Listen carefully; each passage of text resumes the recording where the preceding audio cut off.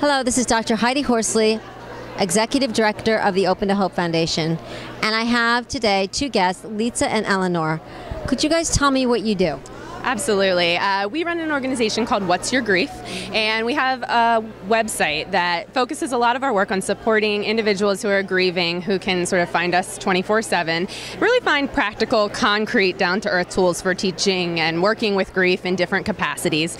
And then we also do work in the community. So part of the reason we're here is because we do support groups for homeless individuals experiencing homelessness in Baltimore City. And we'll be presenting here a little bit about grief below the poverty line and some of the things we need to think about when someone is homeless and also grieving. I love what you guys are doing. And Eleanor, can you tell us what are some of the things that you see that homeless families need after a loss? Well, I think that when you think about a loss, a lot of times people think about just the death and the emotional needs and the emotional reactions. When you're talking about somebody experiencing homelessness, there is a whole subset of secondary losses and needs that need to be met in order for people to really be able to focus on that emotional piece. So I think just having an understanding of how many losses somebody really experiences as a result of the death, and expanding our understanding of what loss is to things like loss of a home, loss of a job, things like that. So like you said, it's not just the loss of a person. Right.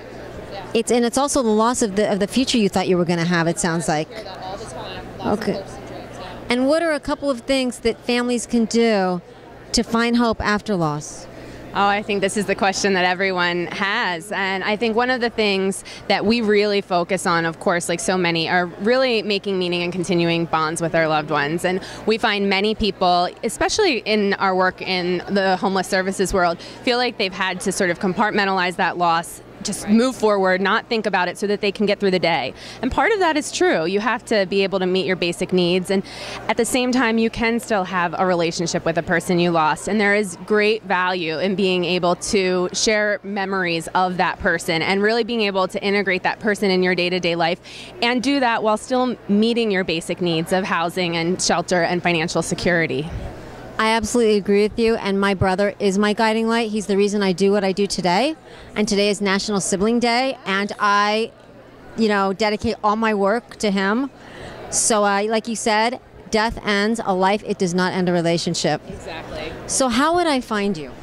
We are at www.whatsyourgrief.com, and we're on all the social media as well, Facebook, Twitter, Instagram, wherever you are, we are too. So.